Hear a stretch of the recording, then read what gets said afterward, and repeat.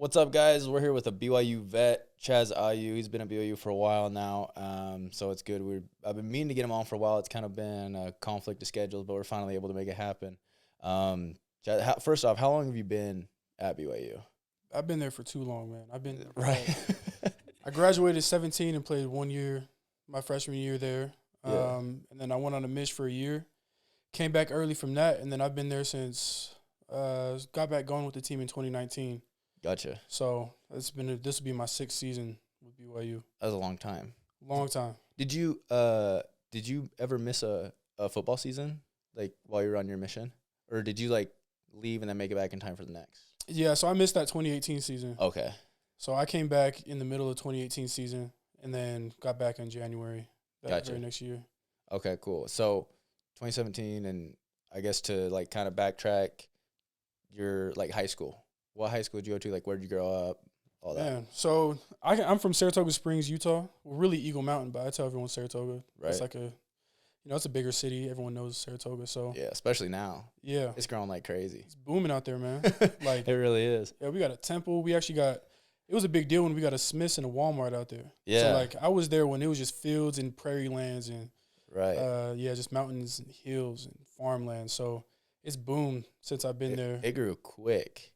Fast. Is there a couple high schools out there now? Yeah, there's two high schools. There's talk of a third, but when I was there, Westlake that's the high school I went to, and that school was only up for about 7 years. Yeah. And then right when I graduated, they built a second one. And what's that? That one is, man, what is that one?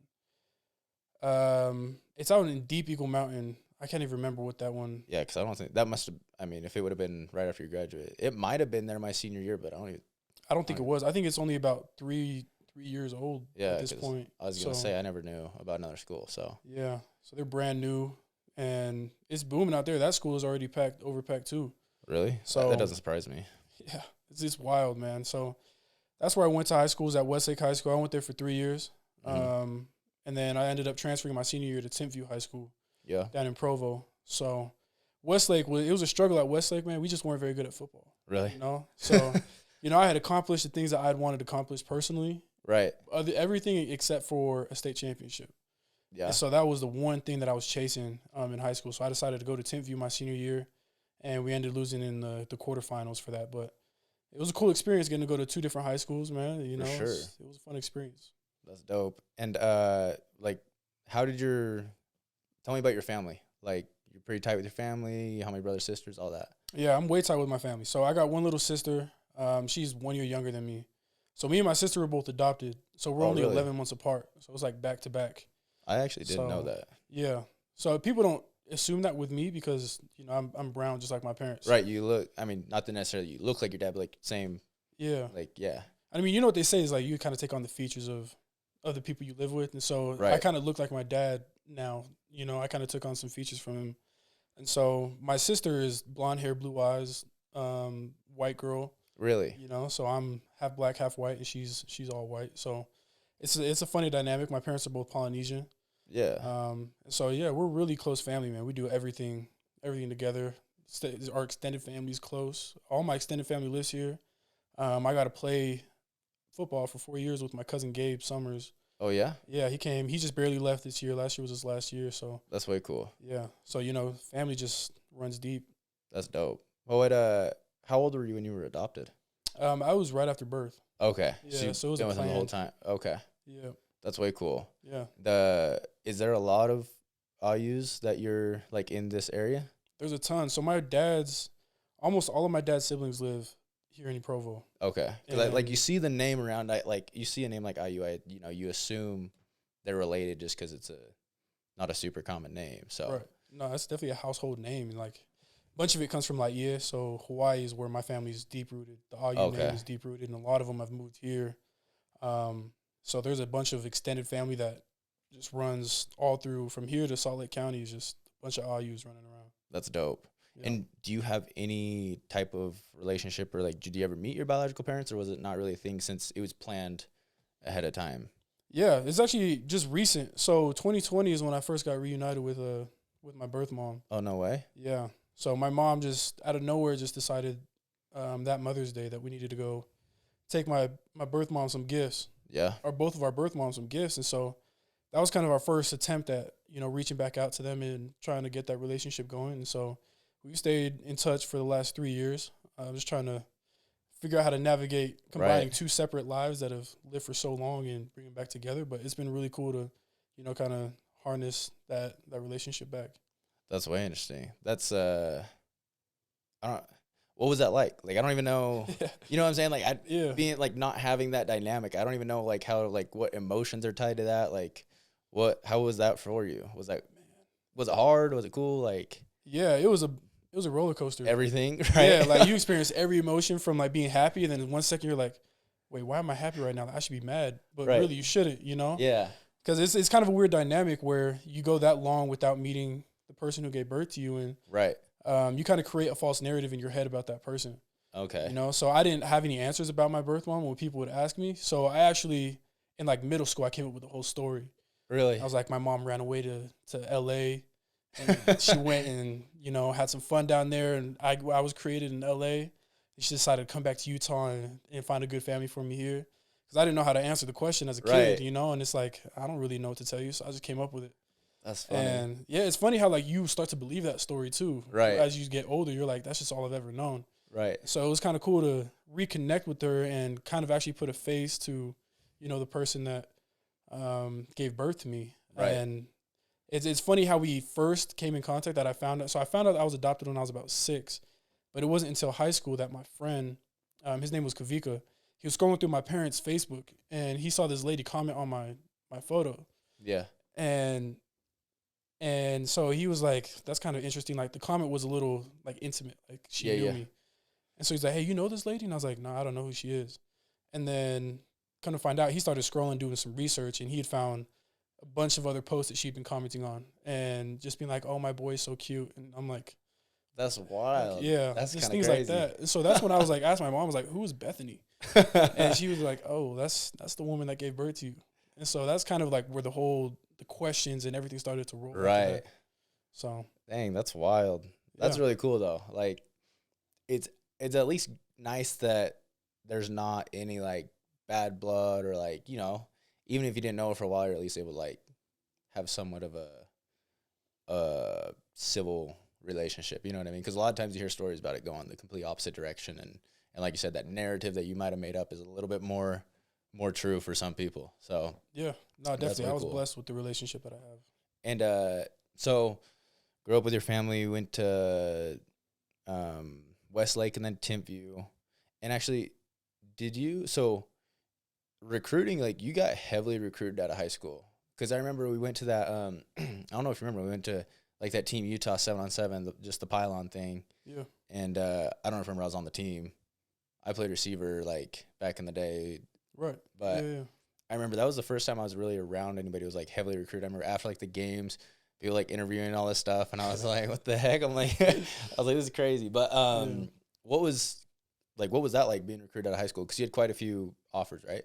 Yeah, my recruiting was, I was very blessed with that as well. I had a lot of options coming out of high school, and, to me, I didn't really care for all the offers. If I didn't have Bama on my list, then I didn't care about any of the offers that I had. I wanted the best team. So, but I was lucky with the opportunities, and I'm grateful for the teams that did reach out to me. But, it was a lot of fun in high school. That was really my whole life was centered around school, going to school. So during the summer, once I was out of school, I was traveling like the whole first month of summer in June. I wasn't at the carnivals and doing all that stuff, hitting Lake Powell. I was out playing football, traveling the whole West Coast, just trying to, prove myself to the world. So recruiting kind of picked up pretty early on in 8th grade. Really? When I was offered by BYU. Gotcha. I came to their camp, and I was able to walk away from that camp with an offer, and after that, they just started to kind of roll in. That's dope. So your first offer in 8th grade? In 8th grade, yeah. That's crazy. You were big when you were younger, though, right? Like, you were pretty tall. You grew pretty quick, right? Yeah. In, like, 7th grade, I was already about 5'11". Right. So I was, like, a pretty large dude. Yeah.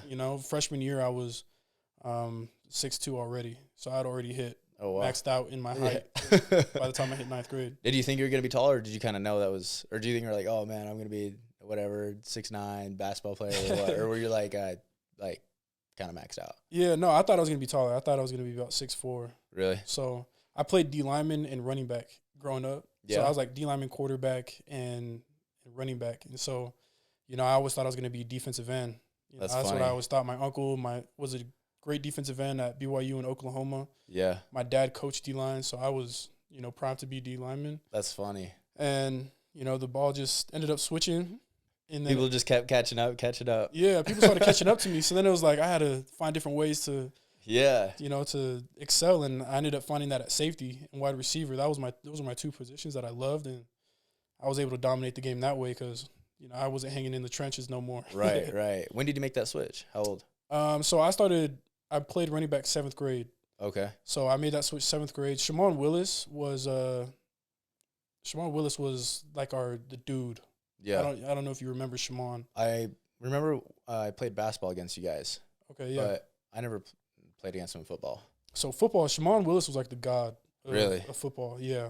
That dude, he got a hurt knee and got surgery in 7th grade, and I think that whatever it was, it kind of mentally had to kind of hurt him a little bit. But that dude was like the guy. So I was just handing the ball off to Shimon my whole Little League career. Yeah. That's funny. So that's why I love defense, is because I actually got to do something on defense. But Shimon, we used to always tease and be like, our plays were just Shimon left and Shimon right. So then 7th grade, I got my shot, and I started playing running back. And after that, that's when I started progressing, went to quarterback for 8th and 9th grade, or just for 8th grade, played quarterback for a little bit. And then 9th grade, I just wasn't cutting it at quarterback, and just wasn't good enough to be honest with it. So they tried me at safety, and 2 weeks before our first game in varsity, and it just kind of clicked. Like, it felt natural. That was just where I was meant to be. That's dope. And so did most of your, once recruiting picked up, was that mostly from camps, or was it from, people come to your games? Where were you getting most of your offers? Yeah, it was definitely from camps. So early on, the shock factor that I was able to have was I was in 9th grade, playing varsity. And that's huge. Yeah, and that right there, I think, was what was the main vocal point of my recruiting was, he's a freshman starting varsity, and I wasn't scared. I kind of had a chip on my shoulder. Right. So I would just travel to all these camps. I went to all the Nike camps, all the combines that you could think of. Yeah. And that to me was the biggest thing with that gave me my confidence, was because I was playing against, at the time it was like Najee Harris and, going to camps with those type of dudes, Tyjon Lindsey. Right. Dudes like that, that were big in social media, they got offered from everybody. Yeah. And so I went to all those camps, and I was competing against those guys, and that gave me my confidence. So when I did go to the schools, I wasn't competing against Tyjon Lindsey, who's the #1 receiver. I was going against these scrub dudes that had no offers, So I would just go to those camps, and I'd have the biggest confidence in the world, and that's just where it all started coming. Dude, how important is confidence? Man, confidence is the whole game. You don't got nothing without confidence, man. Dude, isn't that true? You can take a dude who's just gifted, but, doesn't have that confidence, and it totally can tear someone down, totally ruin their game and everything, not just football, but, everything. So that's dope. Did you ever end up getting the offer from Bama? I never got the offer from Bama. Damn. I was supposed to go do an East Coast tour, go and hit all the East Coast schools. Yeah. But then I was like, man, you know what? I got my offers, and I was hoping that by the end of my senior year, my film would be enough for them. But that's Alabama, man. That's a whole different. That's a different game. Yeah. Especially coming from Utah. Utah, you already know how it is. Utah, everyone thinks Utah is the little dogs on the podium. They don't give enough respect. They don't. They don't. Middle, whatever. Bottom tier football is bottom tier football. But I think you take some of the top dudes out of Utah, and look at the dudes in college football right now. Ole Miss is quarterback from Utah. There's been tons of dudes. We had a couple dudes drafted. 1 year we had 2 of the top 5 drafts out of Utah. There's good ball in Utah. It definitely gets not enough respect. Yeah, no one thinks that there's good ball out here. Because they go to some game, they're whatever. They'll go to watch a high school game, and then they'll go watch 2 crappy 4A teams, and they're Utah football sucks. It's come on. Oh, exactly. That's what I'm saying. People think, Utah football is slow, which our average speed probably isn't like Florida. Right. But the way that we're coaching Utah, our football is a whole lot more mechanical, man. We're taught how to play football here in Utah. No, for sure, I agree. And you see that too, when kids get to college, legitimately, the Utah kids do have. Obviously this is generalizing, but a lot of times they do have a lot better fundamentals, like weight room, like they've actually been through like a decent program. Yeah. So, IQ, everything. right. They aren't just like faster and more athletic than everybody. Like, Yeah. but so what were like your top 3 offers, and then like why did you choose BYU? Shoot, top 3 offers, man. I can't even remember. Who was the? Let me ask you this: who was the biggest like temptation? Like, if it really came down to like, I think I should go to BYU, but like, how dope would it be to go like to Oregon or something like that? Like, was there a team like that for you? Yeah, I would say Washington. That was my senior years when Washington was playing against Bama. They were popping off. Yeah, they were going stupid, man. Like, they were playing in the playoffs. Mm-hmm. That was the school that I originally was like, I'm going to Washington. Like, no doubt. I talked to the coach on my visit there, and I was like, I'm ready to commit. And they're like, we don't let you commit on visits. Really? They were like, they knew that they were so good at that time, and the experience out there is just unreal. Like, you don't experience nothing like that. Really? So they're like, we don't let people commit on our visits. And so no one from my visit, they allowed to commit. That's interesting. Yeah. So it was a weird experience. And so when I got home, I kind of had time to think about it. And I was like, all right, you know what? I'm going to go take these other visits. So the only 3 visits I took was UCLA, BYU, and Washington. Oh, gotcha. The other schools that I was tempted by was Michigan. That was a huge one for me. Right. I mean, that's playing the big house and everything like that. Crazy. Yeah. Oh, man. You just grow up watching that. Like, yeah. Like, the history of Michigan, the coaching staff, the Harbaugh was there. And then the schools my number one school that I was wanted to play for, too, was Oklahoma. Oklahoma was one of my top schools, but they ended up they called me a couple days before I put out my signing video. And they were like, hey, we're coming to Utah. I want to talk to you. And so I was like, yo, you want to come out and talk to me? You haven't even offered me yet. And they were like, well, maybe that's what it's about. And I was like, I'm cool. Like, you didn't want me when I wanted you guys, so don't even worry about it. Yeah. So those were probably my top schools that I was tempted by. Yeah. But other than that, the other schools, Oklahoma State was a big one, but they weren't as big as they are now. They were kind of still working their way up. But gotcha. Those are probably my top schools. That's dope. So what made you choose BYU? Man, I mean, there was a lot of things. I saw a lot of opportunity at BYU. Kalani and his staff recruited me really hard. I felt a ton of love from the coaching staff. But it all came down to family, and I was talking with my family. I told my mom, I was like, Mom, I think I'm going to go to Washington. And it kind of got pretty emotional.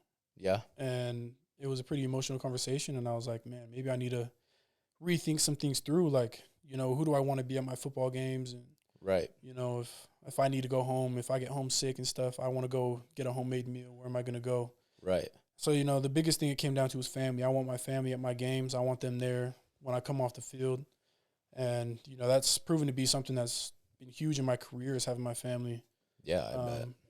Be around and be at those games. Is, my career hasn't gone the way I wanted it to, but, having them there at those games has been, a big staple for me. Right. I mean, you see it a lot. These dudes will go somewhere far away, whatever. They'll go up to Oregon, Washington, down to Texas, wherever, and they've never lived away from their family before, and it's hard on them. And I mean, I think being a freshman already, like, is hard enough, like trying to get used to college football, college, all of that. And then, like, you don't have your biggest, like, support there at the end of the day. Like, I think that's where it can really take a toll on people. So, for sure, having family there is huge. Yeah, I mean, especially in the Polynesian community. Right. Like, I know family's important for every, race and that, but, it's just a little more emphasized where we do everything together. Like, 3 days a week, we are eating a big meal or something, things. It's just like, that's just how our family was. And so, that was just, I mean, you see it, dudes that have transferred from to BYU, a lot of the big time recruits that have come through are Polynesian guys that left the state and ended up coming back. Right. So, you kind of just see that kind of trend has been really, really popular. Yeah, those Polynesian families, it's a whole nother level when you're Polynesian, for sure. Yeah. That's funny. So what's been, like, your favorite part about being at BYU? Man. I'm sure you got a lot of things, like, you got to go through a whole portfolio of things you can think of. But I mean, I've been with BYU through one of their worst seasons ever in like the last decade or 2 decades to some of their best seasons, some to the number 2 draft pick being at our program, you know? Yeah. But I would have to say that I think the coolest memory that I have at BYU was when we played Tennessee. Really? And I think there was just something about that stadium. I mean, the atmosphere in the SEC is so different. Those guys eat, breathe, and sleep football. BYU is as close as it gets in the West Coast to the SEC. Right. But when you have 110,000 fans in a stadium and they're going crazy the whole time, like there's not a time where it dies out. Like those fans are on it the whole time. Obviously, they're drunk, so it's like BYU times 10. Right. You know? As far as the student section goes, I'd say our student section is like top tier, but then you throw drunk kids in there and they start yelling out little different things than maybe our student section does, man. It just makes the game a little more fun in that way. But I would say that was just the best experience. I wish our fans could have stormed the field or something, you know, but I think that was the coolest experience by far. Bro, what's funny about that is, so I was on my mission in Texas when that game happened, and some of the ward I was serving in, the bishop and a couple of the members went to that game. And I remember, like, this is when I hated BYU because I was going to Utah State, all this and all that. But and I was mad they didn't recruit me out of high school, so I hated BYU. And like they're telling me like, oh, like it was the craziest game. Like, and this one kid, he was like he was probably like 16. He's like, it was just a surreal moment. I'm like, what do you mean it's a surreal moment? Like, you're an idiot. Like, who says that? But no, and then recently I've heard from like multiple different people that like that Tennessee game was just crazy. So different. That's awesome. Yeah, there's nothing that matches that game. That's dope. And so what would you say is like, if a kid's like a recruit, if you had to recruit, what would you tell them the reason they should come to BYU is? I think the biggest thing, I mean, you know, as an athlete is we're performers, man. We like to perform and show the world what we can do. Yeah. You know, we grind when no one is watching so that when people are watching, we excel. Right. And at BYU, it doesn't matter if you're playing Dixie State or what is it called now? Utah Tech. Utah Tech. Yeah. You know, we're still going to have 60,000 fans in the stadium, you know? Yeah. And then you travel across the country, and we have more fans at Georgia Southern than we do Georgia Southern themselves. Right. You know, just things like that. That's something that for me was important is I wanted to play in front of a big crowd, you know, that could, you know, appreciate the work that me and my brothers have put in. Right. And, you know, we have people that stay up until 5 a.m. across the world just to watch BYU football play. Bro, it's crazy. Yeah. I mean, you don't get that at any other school. No. You know? So that's something that you know, was important to me as an athlete, and I know it's important to the next generation that's coming through BYU. For sure, yeah. That the fan base throughout the country is crazy. Like, I really don't know that there's another school that has that in the way that BYU has it. Like, yeah. No one competes with BYU when it comes to our fan base. Right. You know, our fan base is as diehard as it gets. You know, that comes with the good and the bad. Right. For sure, but I mean, you that's what you want as an athlete is people that care just as much as you. For sure. What's been the hardest part about BYU? Or maybe I don't want to use the word worst, but what's been the worst part about being at BYU? Shoot, man. I mean, I've had my fair share of struggles here at BYU. You know, I've had to grow up in front of the whole state of Utah, you know, almost in front of the whole church, it feels like at times.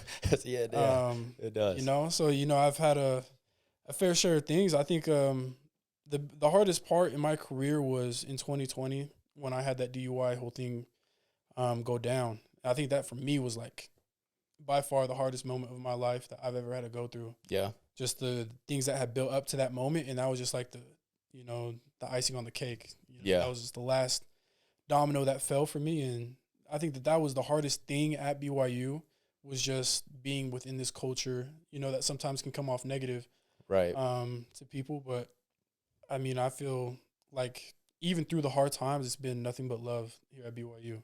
That's dope. You know, so despite all the hard times or the worst things that have gone down at BYU, it's always been love. So what's been like some of the things that have helped you through that? Because kind of going back, you said so like between the DUI situation and you went on a mission for a year, like those are two things like from a church perspective that obviously don't come across very well. And so like what are some things that have kind of helped you like get through those times? Man, there's a lot of different things that I've had to turn to, you know. After my mission, that was something that really stuck with me for a while, you know. Yeah. In what way? I've never been a quitter in my life. Yeah. And that was the first time in my life where I felt like I quit. Mm-hmm. Even though that I had done everything that I could possibly do. Yeah. Just to be out there. That was just my first turning point in where I felt like I didn't see myself through the finish line. Yeah. And so that for me was something that messed me up psychologically. And that's when I first started getting introduced to therapy. Yeah. And that was something that I really crushed on for a while. And, I didn't realize what therapy could do for somebody. I didn't realize, I had the typical stigma that everybody else has about therapy. Right. And so I was like, I don't need that. Like, I'm mentally tough. I can get myself through anything I need to, Right. But, it gets to a certain point where you run out of tools. Yeah. I didn't know what other tools to use. I was scrolling through my bag, digging through my bag, and I couldn't find anything to help me. Yeah. So that was kind of like being introduced to Home Depot. Yeah. That was It's like they had every tool in the box that you needed, down to the smallest bolt that you didn't think you need, they had it. That's awesome. So that was what really got me through that. And as I was kind of starting to get a little better with everything, that's when my DUI hit. Yeah. And after that, I was like, forget it. I'm not even going to try to get better from this, Yeah. I thought that my career was over after that. Yeah. And then the COVID hit right after that. So get the DUI, and I beat the case, but at the time I hadn't beaten it yet. And so I'm sitting in my room. I can't defend myself. I can't go and do the things that make me feel happy. Mm-hmm. So I'm just sitting there just thinking about my whole life, and I'm just like, my career is over. Football is out of the way. The NFL is going to think that I'm, this troubled kid that, they're not going to want to put their money on. And even beating the case, that didn't even help. Yeah. So I just had to, once again, I just got back into therapy, started crutching on that again, and then I started to open up to my family, and that's really when I saw the big changes, incorporating my family with my therapy. So it wasn't just me fighting the battle, me going to therapy, it was me and my family fighting through all of that. That's dope. Yeah. That's actually really cool. I think, it's like you said, everybody has the stigma of therapy, but I've seen with like people in my life, therapy for certain people is very, very helpful. I mean, for people who need it, I think it's so hard because like the whole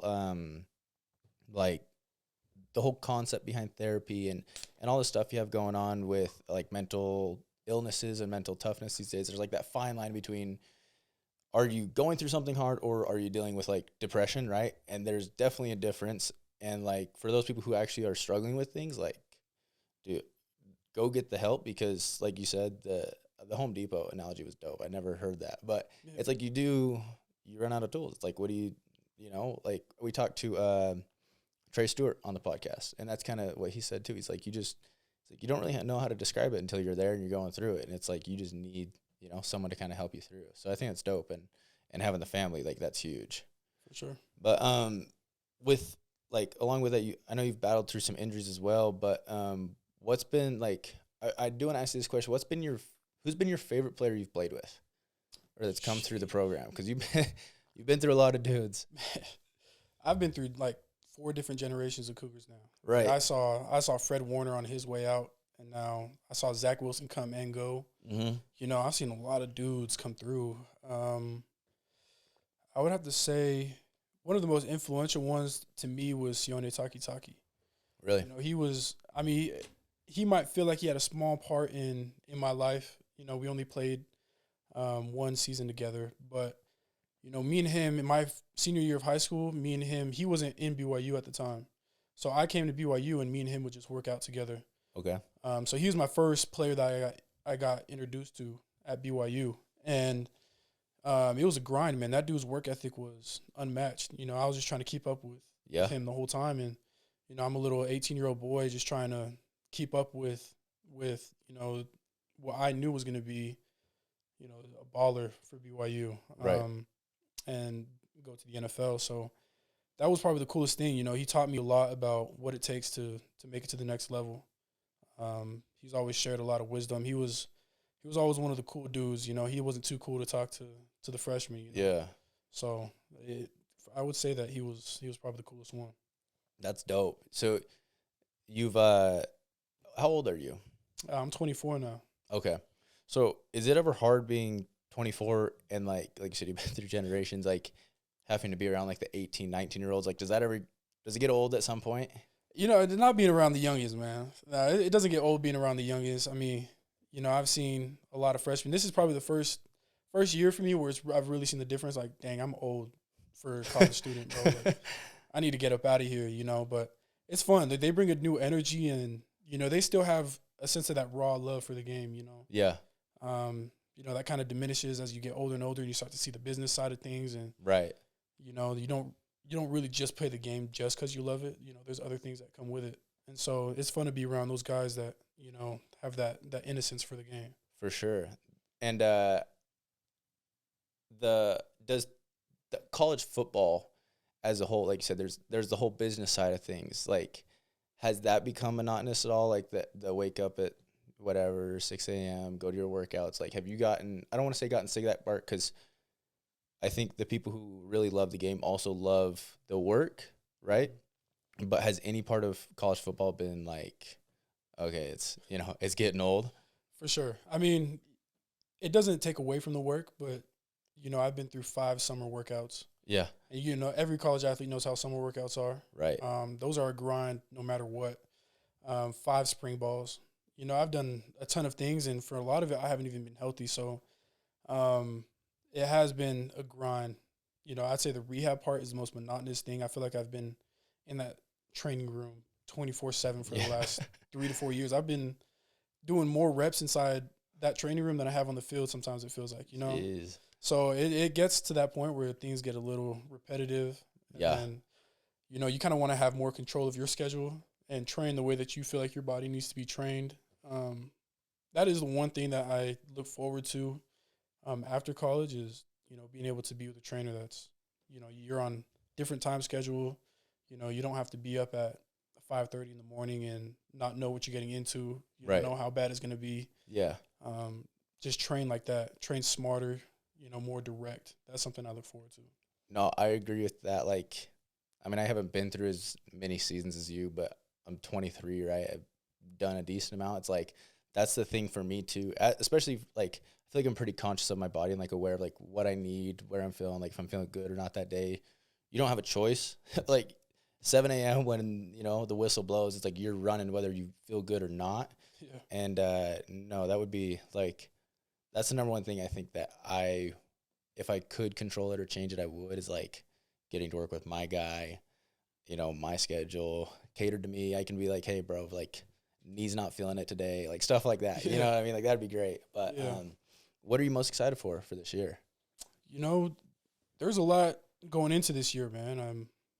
Every year has kind of been the same for me. I've had to prove myself a little more than, your typical returner would. Right. I've always had to prove that my body can compete at the level it needs to compete. And so going into this year, I'm excited to just get back out there. And, the biggest thing for me this year that I want to accomplish is, go into this season and finish my senior year of college the same way that I came into playing the game of football. I want to have that raw love for the game. Yeah. That I haven't really had in the past as I've been battling my injuries and things like that. The love of the game kind of starts to diminish, and you're kind of just playing the get-back game, the catch-up game. Right. But right now I feel like I'm in a place where, come August, I'm going to be playing the game and having fun and loving the game and not just, trying to survive. Dude, that's super cool. I think for me personally, I play a lot better when I think that way too, right? When you're like, when you worry too much about like outcome, getting on the field, like doing this and that, and you forget to like enjoy it, like you don't play as well. So I think that's a really cool goal. Yeah. And like new D coordinator, have you had the same one the whole time you've been here, or has it been a couple? No, I've had the same one my whole time. So this is your first time getting a new D coordinator? First time with the new D coordinator. Does that excite you? Does the defense we're gonna run like excite you, or? I'm really excited. We played a very simple scheme. I'd say my whole career here at BYU. Yeah. And we had smart coaches on our staff. Like none of it takes a lot to be a D1 coach. For sure. So it's kind of nice. It's refreshing to get a taste of a new defense. See what's all incorporated with that. It's been fun. It's been challenging. mean, you know how it is with our new defense. It's a pretty complex defense. I would say, especially for the backers. Especially for the backers, yeah. You know. And I've never played a true backer position other than maybe my freshman, sophomore year. So I've always been a safety that gets moved down to linebacker. Right. Is what's been going on in my career. And so I'm excited to see, you know, what our defense can do with the new D coordinator. Coach Enna has been a huge influence for me so far with this defense as well. Yeah. So, you know, it's nice to have coaches that know how to coach talented players. For sure, yeah. Coach Enna's dope. Yeah. Really like him. What are if you're not playing football, like what are you doing? What are some of your hobbies? Man. I would say the number one thing that I'm probably doing, man, is playing Warzone. Yeah, you a gamer? Man. You know, I have my times where I go in and out of it. When I'm in though. Like, yeah. I'm on Warzone and I'll play, you know, as long as I need to until I get, you know, enough good games under my belt for the day. Then that's my thing I like to do. But I like to do that. I like being outdoors and hiking. That's funny. Like that, so. Outdoors? Yeah. Are you a cold weather outdoor guy or a warm weather outdoor guy? Man, if I had to pick between the two, definitely the hot weather. Yeah. Yeah, I like doing anything that has to do with water, though. Like, I love boating. Yeah. So if I can be up in the mountains and be on a boat, like, I would do that over anything else, you know, after football. I'm with you. I'm definitely a warm weather guy. I like the water. I like not a cold weather guy. I just don't really, I don't have any cold weather hobbies, so. Right. And I just don't like being cold. I'm fine being warm, you know, take the shirt off, it's hot, whatever. But, like, being cold, I hate being cold. So I'm with you on that. For sure. I wanted to ask you, like, on your, like, Instagram or whatever, you have, like what's up with the Joker stuff? Where's that from? Yeah, so that was kind of like the persona that came on during my mental health when I started speaking out about it. That was a time where in 2020, after the DUI, I kind of felt villainized. Yeah. You know, I kind of felt like I was instead of being a hometown hero, you know, I kind of became the hometown villain. That's kind of what I felt like, you know. That's cool. But the thing about the Joker was that he was a very misunderstood person. Mm-hmm. You know, you watch, especially the most recent Joker, you know, it talks about, I mean, he goes in, it's pretty deep. You know, if you're really watching it, not just for entertainment, he says some pretty deep stuff on there, man. And that's kind of what I started to carry on, was like, this dude was just misunderstood. You know, people didn't care enough to listen and see who he was as a person on the inside. And, you know, it's not until something big and bad happens that they start to pay attention to you. And that's kind of what I felt like had happened to me. And so the Joker was more than just like a cool look to me. You know, that was like an alter ego that I would tap into. And that's just really what got me through those, you know, those hard times in 2020, 2021 was being the Joker. That was what, you know, I took on.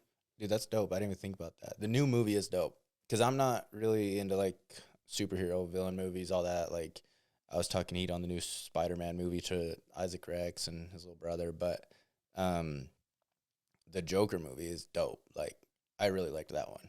It's pretty dark. Like, I'll admit that it's pretty dark, but, you know, I felt like I was in a dark place too, you know. Right. So to me, the darkness wasn't really even that dark. I was like, I'm right there with you, man. Yeah. So, dude, that's super cool. Yeah.